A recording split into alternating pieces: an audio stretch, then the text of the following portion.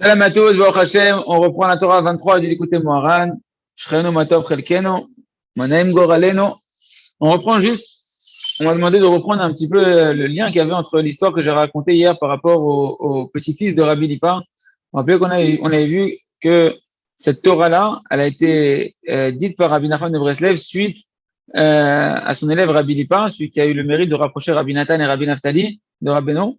Et cet élève Rabbi Lipa, qui est un grand sadique, un soir de Motzei Shabbat, voilà qu'il était à la table de Rabbi Nachman pour la Souda Shishit, et il y a un commerçant qui est venu le voir, qui l'a appelé de sortir de la table, il est sorti, et en plein milieu de la table de Rabbi Nachman de Breslev de Souda Shishit, il est parti, bien que c'était fini Shabbat, c'était fini, la Société des étoiles était déjà passée, mais il a quitté quand même la table du monde éternel, de la Torah, du vrai Torah de Rabbeinu Akadosh, pour aller au final parler de commerce, et Rabbeinu Akadosh, il a vu que son élève est tombé dans la Ta'avat Mammon, dans le désir, dans l'idolâtrie de l'argent, et il a donné toute cette Torah-là par rapport, comme enseignement, pour apprendre le danger de la Ta'avat Mammon et comment sortir de ce piège-là, de l'idolâtrie qu'il y a dans l'argent, de l'hérésie qu'il y a dans l'argent. Et on a dit que dans cette Torah, Rabbi Nachman, il a expliqué que la mère de l'idolâtrie, eh ben, elle s'appelait la Medjud Tav, que celle qui fait tomber l'homme dans la tristesse de la Parnassa, et qui fait aussi tomber l'homme dans les mauvaises pensées que Dieu nous en préserve de débauche, c'est un ange du côté féminin qui s'appelle la Medjud Tav, on ne sait pas dire trop son nom, et, et elle, c'est marqué qu'au final, elle se rigole quand elle déverse, quand elle fait qu'un homme, il a de l'abondance dans la Parnassa sans être attaché à Hachem, qu'un homme, il a de l'abondance dans la Parnassa en croyant qu'il gagne quelque chose en faisant des efforts, parce que rappelez-vous qu'on a dit que toute cette Torah-là, elle commence par l'histoire dans la Gemara, avec les sages de Athènes, et là-bas, ils leur ont demandé une histoire de mensonge, et il leur a dit c'est quoi le plus grand mensonge, c'est qu'une mule, elle puisse donner des enfants. Et une mule, elle peut pas donner des enfants. Alors, la mule, ici, ça faisait référence à l'idolâtrie, au désir de l'argent, à l'effort dans l'argent, de croire qu'en faisant des efforts dans l'argent, tu vas pouvoir enfanter, tu vas pouvoir avoir des gains, tu vas pouvoir avoir des profits. D'accord? Et ça, c'est un grand mensonge parce qu'en réalité, la ta'avat mammon, le désir de l'argent, c'est l'idolâtrie et elle ne donne pas de véritable profit. Un homme, cet argent qu'il gagne, elle n'a pas de bracha et il n'y a pas de véritable profit et c'est pas la résultante de ses efforts. Le mensonge, c'est de croire que c'est la résultante des efforts qu'on a plus de parnassa. Et ça, c'est du sheker. Et on avait vu que le Zohar dit qu'elle se rigole quand elle voit justement que tout le monde a reçoit les gens qui reçoivent de l'abondance en pensant qu'en faisant leurs efforts et en désirant l'argent, c'est ça qui fait qu'ils attirent l'argent à eux. Et après, c'est marqué dans le Zohar qu'elle les tue.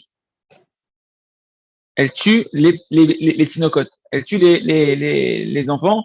De quels enfants on parle? On parle des enfants des Réchaïm. On avait dit deux chats sur les enfants des Réchaïm. Soit véritablement les enfants, véritablement les descendants, que Dieu nous en préserve, des gens qui sont tombés dans la Tavat Mammon, que Dieu nous en préserve, ou bien les Réchaïm eux-mêmes, qui sont appelés des enfants parce qu'ils n'ont pas de da'at, ils n'ont pas de conscience pour sortir de ce piège de l'idolâtrie de l'argent, et ils y sont piégés là-bas, et ils sont comme des enfants qui n'ont pas de conscience. Et donc on a dit qu'en fait, elle les tue, ou bien elle tue aussi le temps de vie de la personne, que cette personne-là, elle passe son temps à courir après l'argent. Et c'est ça, hein, cette dimension que quand elle te fait tomber dans la Tavat Mammon, qu'elle te donne là-bas après de la réussite, dans la Tavat Mammon, dans le désir de l'argent, dès qu'elle t'achève, elle se rigole, elle te cause ta perte et après elle te tue. Et elle tue les enfants, c'est marqué là-bas. Et dans la Massorette de Breslev, on dit comme ça que ce qui est arrivé au petit-fils de Rabbi Lipa, c'est une conséquence de Rabbi Lipa, de cet avatamon, que même son petit-fils, il est mort plus jeune que la normale, il a été tué par un goy. Et pour dire que Ramash Rabbeinu, quand il a dit cette Torah-là, il y avait une dimension de roi HaKodesh qu'il a vu jusqu'où ça allait avoir d'impact sur ses descendants. Voilà le lien qu'il y avait entre c'est pas mon histoire, ça, je sais pas. C'est juste que non, je peux pas te dire il a fait tchouva, il a pas fait tchouva. Ah, Rabbi Lipa, il a fait une tchouva, il a fait une certaine forme de tchouva, une certaine forme de tchouva il a fait. Mais en tout cas, juste de voir que c'est pas simplement quelque chose de spirituel, une mort spirituelle, il y a aussi Chadashav, ça peut entraîner, comme on avait vu, la mort physique d'un homme, ou bien même des descendants que Dieu nous en préserve, l'idolâtrie de l'argent.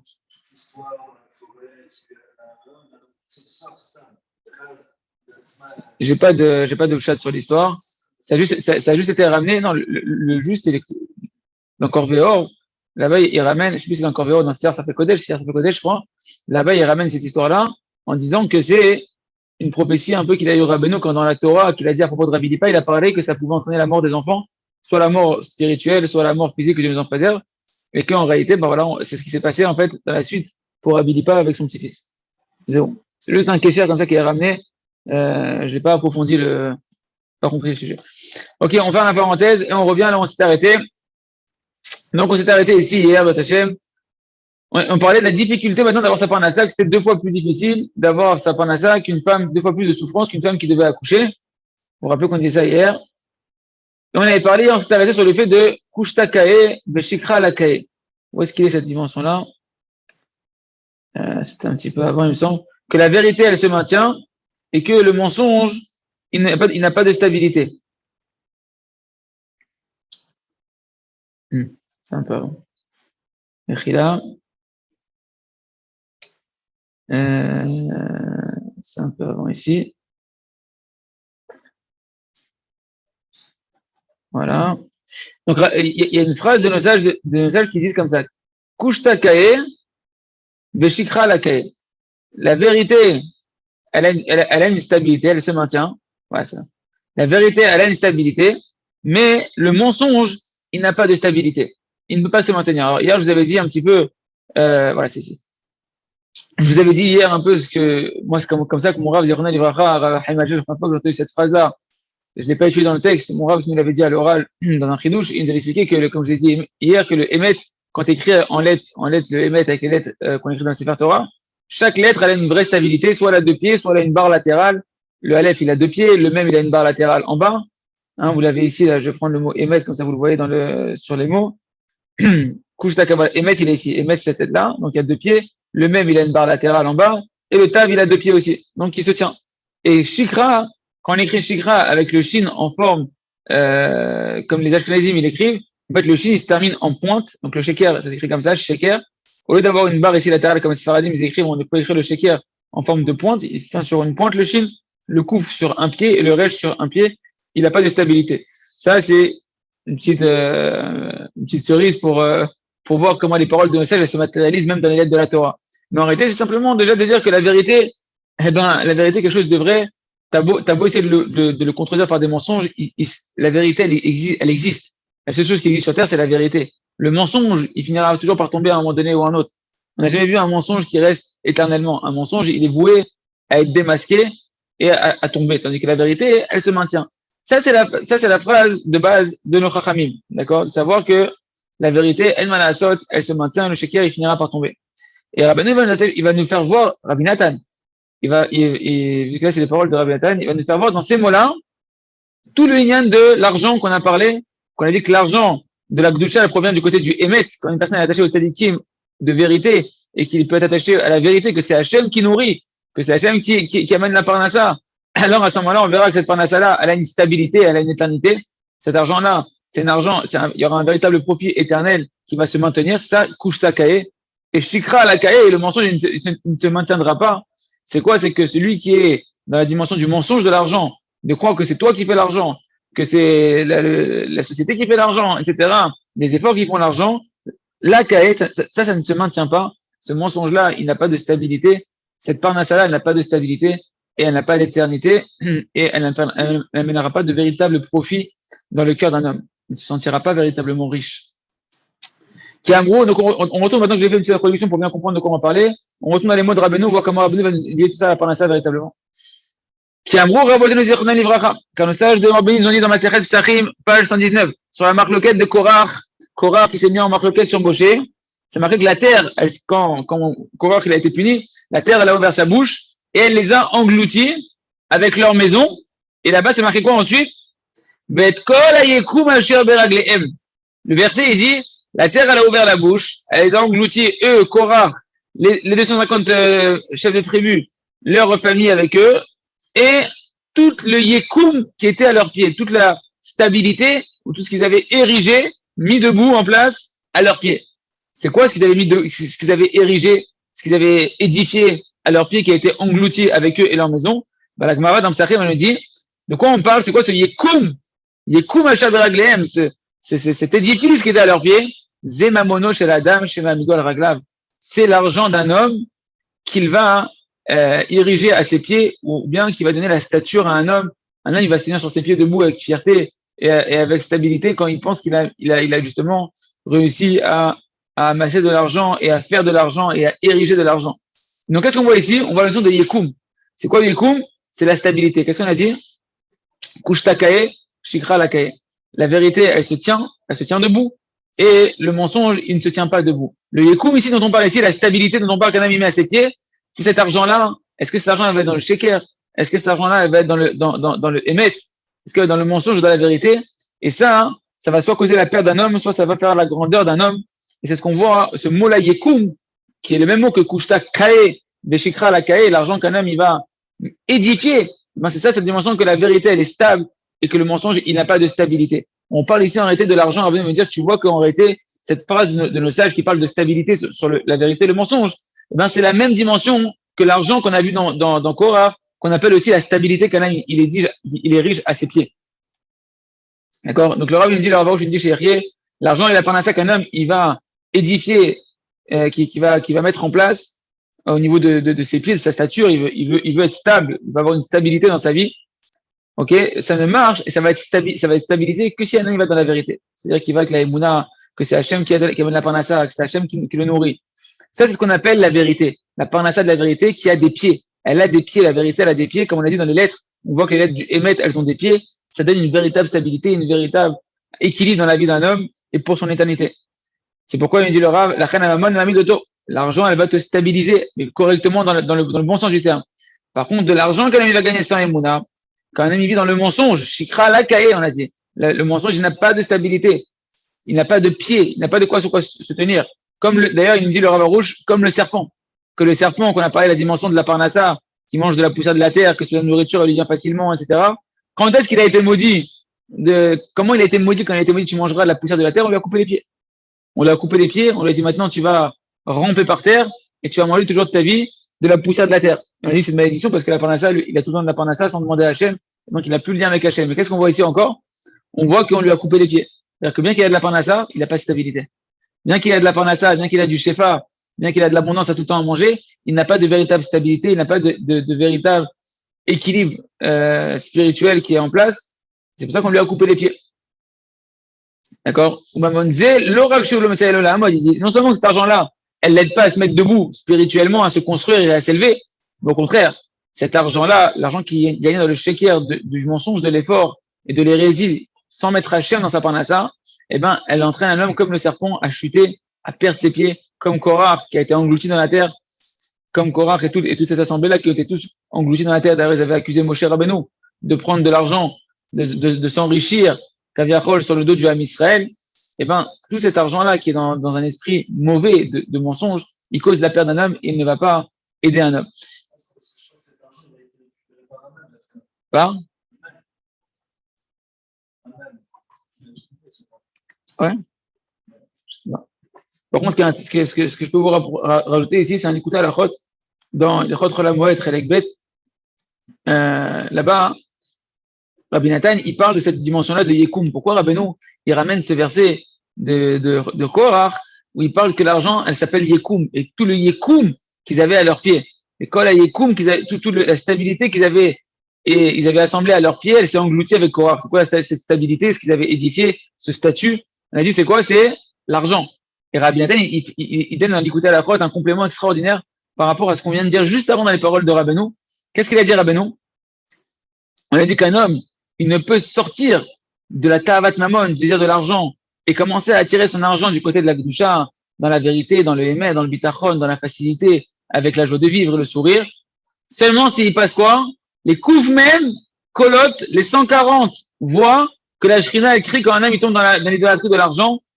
Vous vous rappelez que Rabbi Nathan nous a expliqué que un homme qui veut avoir une parnassa de shefa facilement, de la parnassa avec abondance facilement, il va être mis à l'épreuve dans toutes sortes d'épreuves, des mounas, dans sa parnassa de foi. On va mettre sa foi et sa confiance à l'épreuve dans la parnassa, voir s'il va être prêt à être honnête, voir s'il va être prêt à fixer des moments d'étude de la Torah, voir s'il va être prêt à prier avec Havana.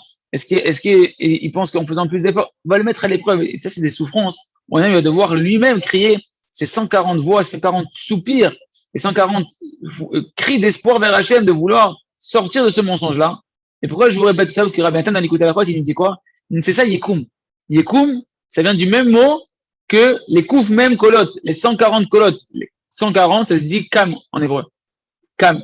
Et le yekum, c'est la stabilité qu'un homme il va avoir à ses pieds. Soit elle va causer sa perte, soit elle va le faire grandir, elle va le stabiliser. Ça va dépendre de quoi, comment il va gérer ses couches même. Ce yekum, ces 140 voix que la Shekhinah elle soupire quand même dans la Tavat Amon, comment il va gérer toutes ces épreuves qu'il y aura dans la Parnassa. Est-ce qu'il va chercher à travers ces épreuves-là à grandir vers Hachem, à se stabiliser dans sa émouna, dans sa confiance dans Kadosh Baruch Hu, et dans ce cas-là, sa Parnassa, elle va l'ériger, elle va l'édifier et elle va le faire grandir, ou bien non, Kadosh Shalom, c'est coupe même Kolot, c'est 140 voix de soupir, c'est la Shekhinah qui va continuer à les soupirer, de voir qu'un homme continue à se creuser la tête et à faire des efforts avec son bras pour avoir la Parnassa sans s'associer à Kadosh Baruch Hu. Hein? Et il arrive ici? Attachez. Mazal tov, mazal tov. Ok, on continue les amis. Vous avez compris le lien qui fait Rabbi Nathan? Ça va Yitzhak? Vous avez compris le lien? Yekoum et les kouf même kolot. C'est pourquoi, hein, donc il nous dit Rabbi Nathan,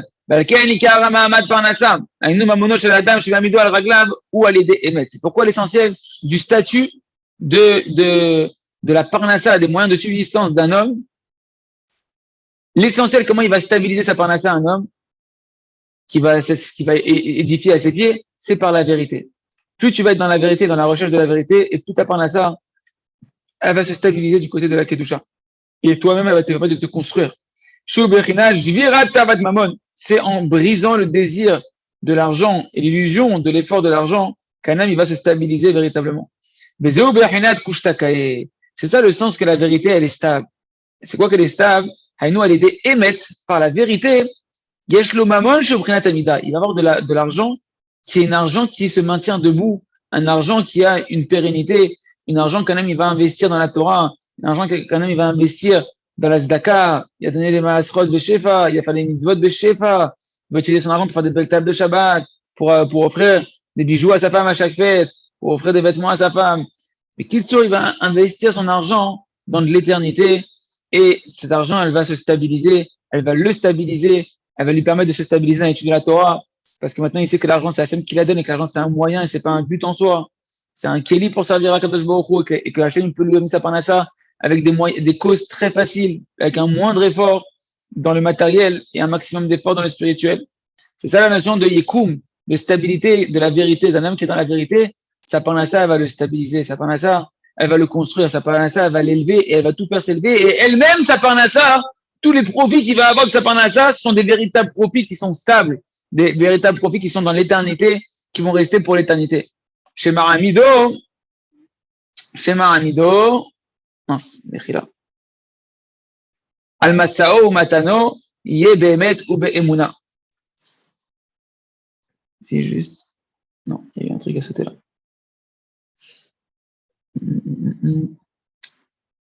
Merci Hachem. Tac. Encore après. Quel Zin.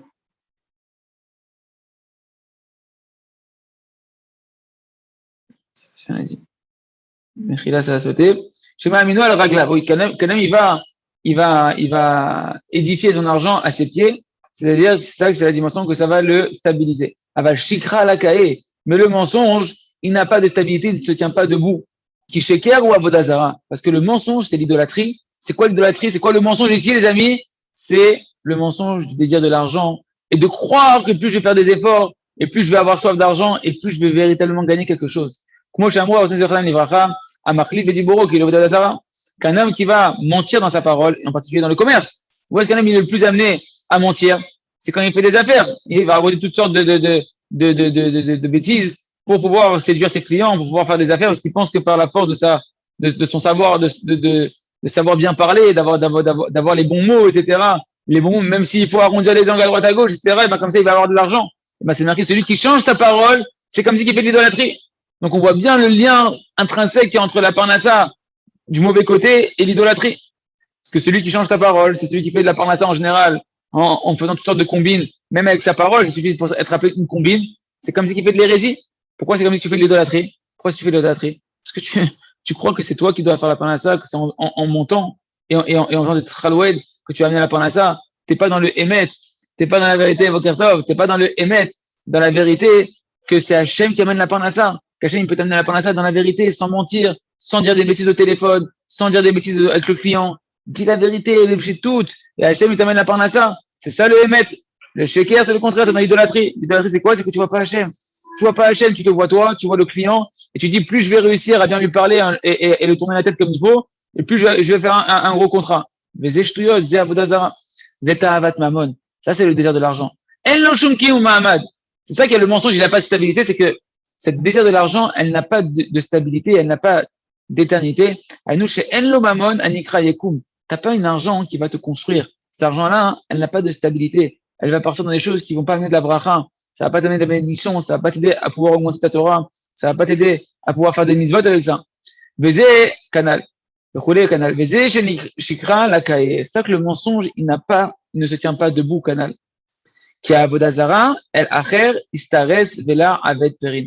Parce que l'idolâtrie, on l'a dit, c'est la dimension du Dieu étranger qui est stérile et qui ne fait pas de fruits. C'est-à-dire quoi? Quand tu es dans l'argent, comme voir Sham, Mamar, Anna, Letev, quand tu es dans la tava de l'argent, sache que l'argent, quand tu penses à l'argent et tu crois que c'est toi qui fais l'argent, et tu crois que c'est combien je vais faire d'efforts, que je vais avoir d'argent, etc., sache que il n'y aura jamais de véritable fruit. Même si l'argent, tu vas avoir l'impression qu'elle rentre, etc., c'est pas un véritable gain. Et pourquoi c'est pas véritablement un gain? Rabbi Nathan, il va dire tout de suite. Pourquoi c'est pas un véritable profit? Pourtant, la personne, elle peut voir que, a priori, voilà, ça rentre. Ça rentre, le compte, il se remplit, etc. Pourquoi tu dis que c'est pas un véritable profit? Pourquoi l'idolâtrie de l'argent, elle ne donne jamais de véritable profit? Qui alpi arov, elu arodfim beyoter acharta avat mamon, em metim baale chovot, umeuma en beyadam. Parce que la plupart des gens, ceux qui courent véritablement d'autant plus après l'argent, avec le désir de l'argent, finalement, ils finissent morts avec des dettes. Et il leur reste rien dans les mains. Ils ont couru toute leur vie derrière, etc. Et tous, ils ont pensé qu'ils ont gagné à chaque fois de l'argent et qu'ils vont gagner encore et qu'ils vont gagner. Au final, ils finissent avec des dettes. Et même si tu me dis, non, mais regarde, là, ils partent de ce monde-là. Ils ont travaillé toute leur vie dans l'argent, dans le business. Et ils sont partis avec les comptes en banque pleins. Ils n'étaient pas endettés. Alors, Rabbi nous dit, va filou, im em ena metim ba'alechobot. Et même s'ils ne meurent pas endettés, em bechayem ba'alechobot et ta'avatam. De leur vivant, en réalité, ils sont eux-mêmes comme des endettés par rapport à leur désir d'argent. C'est quoi être un endetté par rapport au désir de l'argent?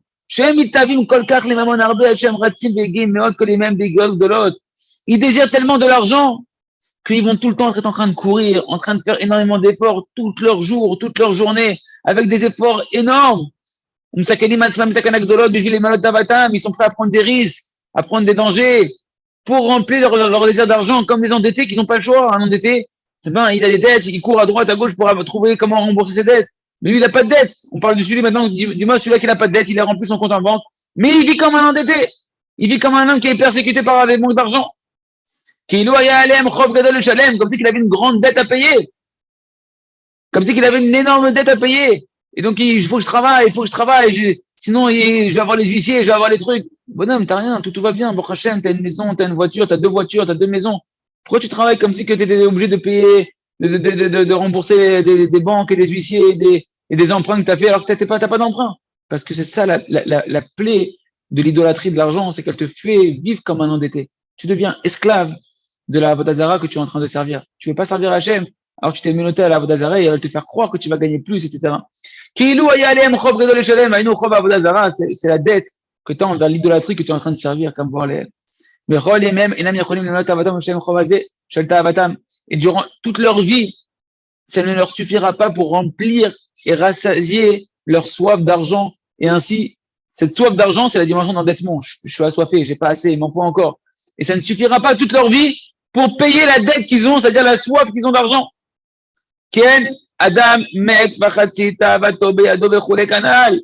Parce qu'un homme, c'est marqué qu'un homme, quand il meurt, un homme, il n'a même pas acquis la moitié de ce qu'il voudrait acquérir comme argent durant son vivant. La soif de l'argent, elle est grandissante. Comme on a dit qu'on n'arrête pas de répéter cette phrase de nos sages. Quand tu as 100 euros, tu veux 200. Quand tu as 100 000, tu veux 200 000. Le bonhomme, il n'est en réalité jamais en train de profiter de son argent. Quand l'argent elle arrive, il est déjà en train de se dire, oh, il m'en faut encore. C'est pas suffisant. Il en faut encore. Et je repars encore dans les efforts. Et je repars encore dans l'esclavage de l'argent. Donc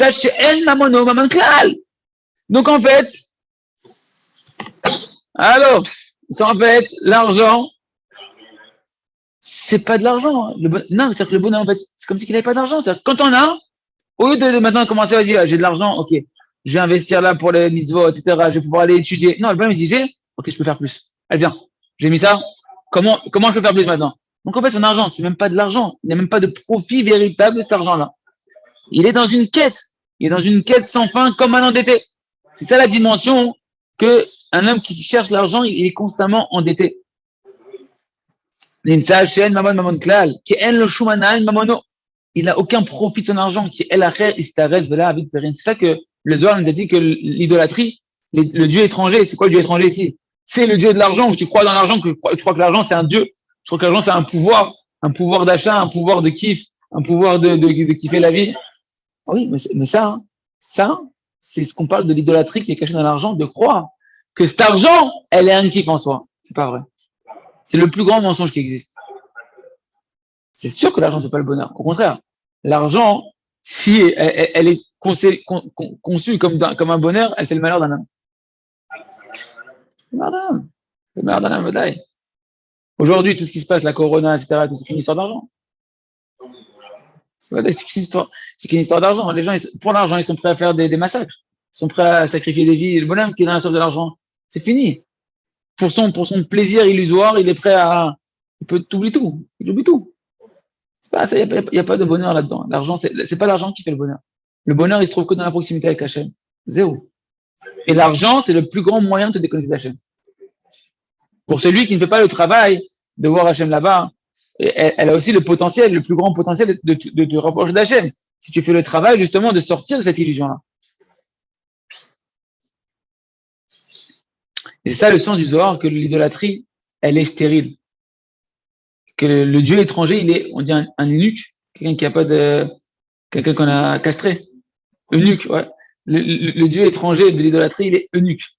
Il est stérile. Il peut pas donner d'enfants. C'est vrai qu'il peut pas donner d'enfants. Il peut pas te donner de véritable profit. Le mensonge, il est passager. Le kiff que tu vas avoir, il est passager. Le kiff, il est passager. En ça, c'est un mensonge. Voilà, le bonheur, il est éternel. Le véritable bonheur, ce qu'on appelle, voilà, ce qu'on appelle le véritable bonheur, c'est ce qui reste dans l'éternité. Et ça, l'idolâtrie ne peut pas donner un bonheur éternel, un argent éternel, une satisfaction véritable, ce qu'on appelle le véritable riche de la Mishnah, et Zéou Hachir à sa mère Bechelko. C'est qui le véritable riche? Celui qui a un véritable profit de son argent, c'est celui qui est heureux de ce qu'il a. Heureux de tout ce qu'il a. Qu'il a 1 million, qu'il a 1000, qu'il a 100, qu'il a 10 000. Peu importe, il a une sensation de satiété. Il est plein. Si jamais tu es plein, alors ça s'appelle que c'est une stabilité. Ton argent, elle est stable. Ton argent, elle est fixe. Quelqu'un qui il a, et il se sent comme si qu'il n'a pas, c'est ce qu'on appelle un miskin. C'est un misérable. C'est un miskin. Le bonhomme, il a, il croit qu'il n'a pas. Le pauvre, t'as. On continue.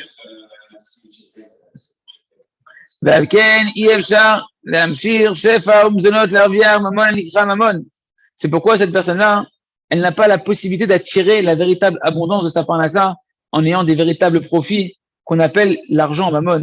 D'ailleurs, mammon dit Gdusha, l'argent de la Gdusha. C'est quoi l'argent de la Gdusha? Retenez bien cette définition, il faut qu'on retienne bien cette définition, elle est très importante. C'est quoi l'argent de la Gdusha? C'est quoi l'argent de la Gdusha? Chez Iye, sa mère Bechelko.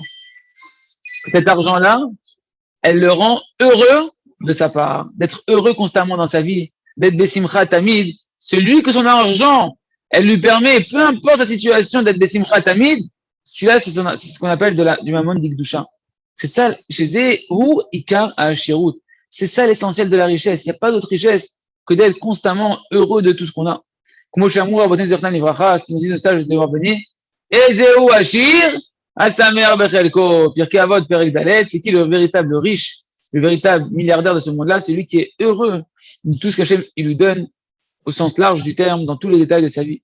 Et ça, on ne peut y arriver, d'arriver à cette véritable définition de la richesse, on ne peut y arriver il faut briser le désir et l'illusion de l'argent. Ce travail de casser le désir de l'argent, c'est ça la dimension de la vérité. Et quand tu es dans la vérité, tu es connecté à la source de toutes les abondances qui est Hachem Itbarar Batzmo, Shemisham Ikar Hashpa Kanal, et de là-bas tu peux attirer toute l'abondance. Quand tu es dans la vérité que tout vient d'Hachem, que toute la parnassa vient d'Hachem, qu'Hachem c'est ton père, qu'Hachem il t'aime, qu'Hachem il est multimilliardaire, qu'Hachem il veut te donner à toi tous les moyens de pouvoir faire ce qu'il attend de toi, de faire ta mission, et qu'il peut tout te donner facilement, t'es son fils. T'es pas un mendiant qui vient du fin fond du palais du roi pour aller commander le roi qui donne de l'argent. T'es son fils unique. Hachem, il a pas de difficulté. Il a un seul fils. Il a un seul fils, c'est toi. C'est ça le Emet. Hachem, il a un seul fils, c'est toi qui l'a créé. Tout le palais, et c'est toi le successeur. C'est toi qui dois faire tourner tout le royaume. Tu crois qu'il veut pas te donner de l'argent, Hachem? Tu crois qu'il veut pas te donner de l'argent? Simplement, il veut voir Hachem. Est-ce que tu vas faire ta mission? Est-ce que tu es prêt à être à la hauteur de tes responsabilités, à la hauteur de ce que j'attends de toi?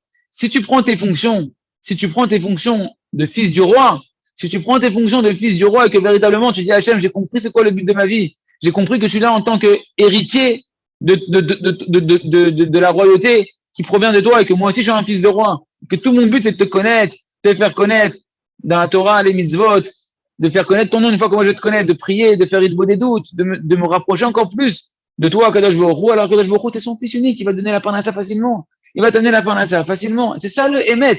Et quand tu es dans le Emet, chez Mishal, Ikar, Hashpa'a, c'est de là-bas que vient l'essentiel de toutes les abondances. Parce que la vérité, elle te rattache à Kadosh Baruch Hu. Elle te rattache à la vérité. C'est quoi la vérité? C'est que t'es un fils de roi. Et un fils de roi, il a de l'abondance sans fin. Un fils de roi, il n'a pas de, c'est Kimat Blissov. Chez nous, c'est véritablement Blissov. Il n'a pas de problème d'abondance dans sa vie. C'est pour ça qu'en réalité, elles sont difficiles, la parnassa d'un homme, les moyens de subsistance d'un homme, doublement plus difficiles qu'une femme. Il faut deux fois plus de souffrance qu'une femme qui est en train d'accoucher. Qui s'arrête l'herbe de la abode ou shaber à kam kalin shel tavat mamon, parce qu'il faut traverser les épreuves et briser les cams, les 140 voies de la tavat mamon, du désir de l'argent, les 140 cris que la shrina elle pousse de j'ai mal à la tête, j'ai mal au bras de voir mon enfant, mes enfants, les Israël qui sont en train de se casser la tête et faire des efforts avec leurs bras pour avoir de l'argent.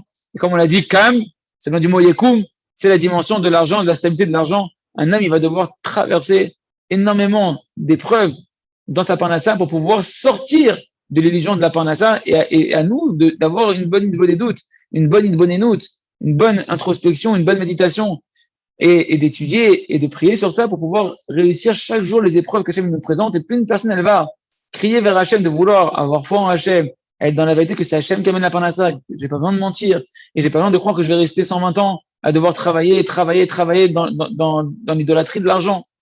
Et que au contraire, Hachem, je veux rentrer dans mon vrai travail, qui est dans la Torah, dans la Tfila, dans la Fatsa, de diffuser ta connaissance, ta Torah de Rabbeinu au Ham Israël.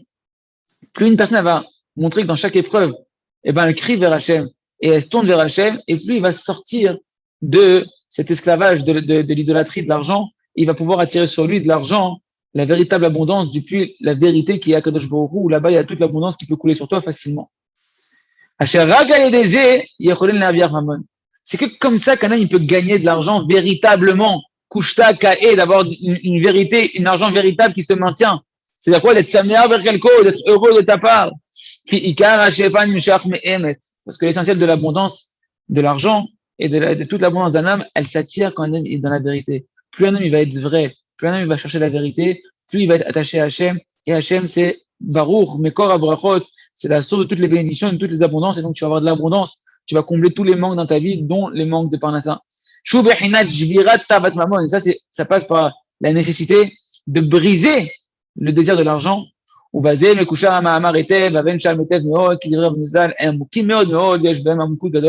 dit maintenant, avec ce que je t'ai rajouté, Rabbi Nathan, sur les paroles de Rabbi Nachman, tout devient très clair, et les paroles de Rabbeinu, Zal, on voit combien tout est relié les unes avec les autres, et combien elles sont très, très, très, très profondes. Donc va et mets tes yeux là-bas, et réfléchis encore et encore sur les paroles de Rabbeinu, parce qu'il y a ici une profondeur énorme qui est cachée ici. Voilà, ça c'était déjà une partie que Rabbi Nathan il a rajouté.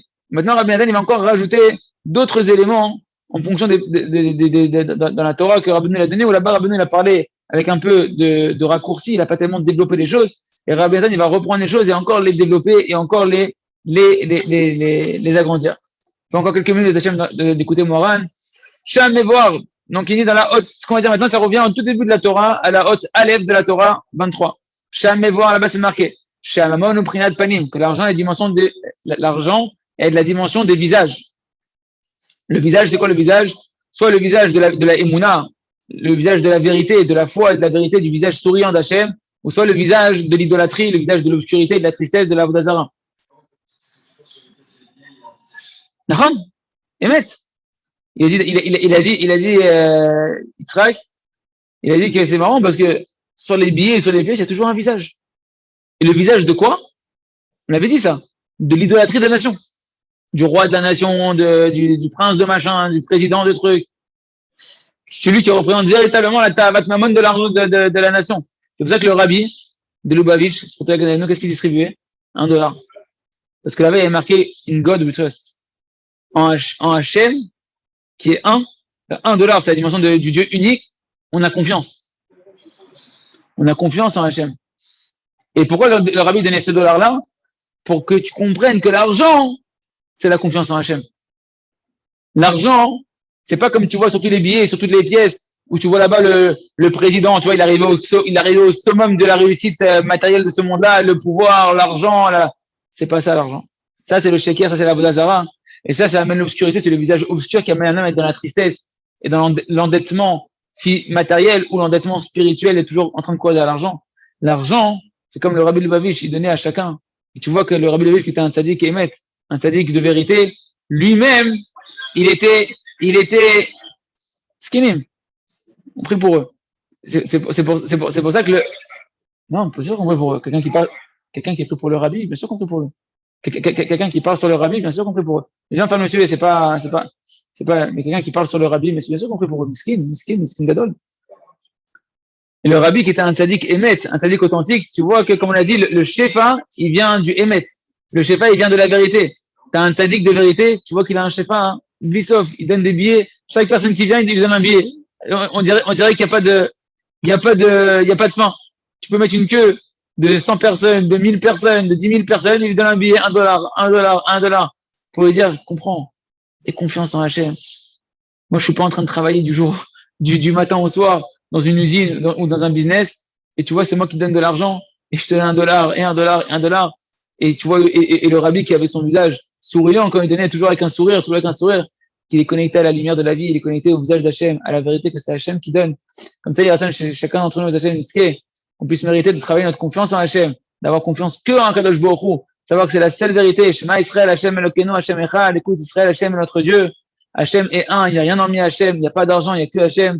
Et plus une personne va faire ça, plus elle va être connectée au visage de la lumière, de Kadosh Baruch Hu, il va être heureux dans sa vie, il va voir que l'abondance va venir facilement sur lui, et il aura l'esprit et le cœur libre à pouvoir rentrer dans les profondeurs de la Torah, de pouvoir avoir le temps de prier pour accomplir la Torah, et ensuite de pouvoir diffuser cette Torah autour de lui.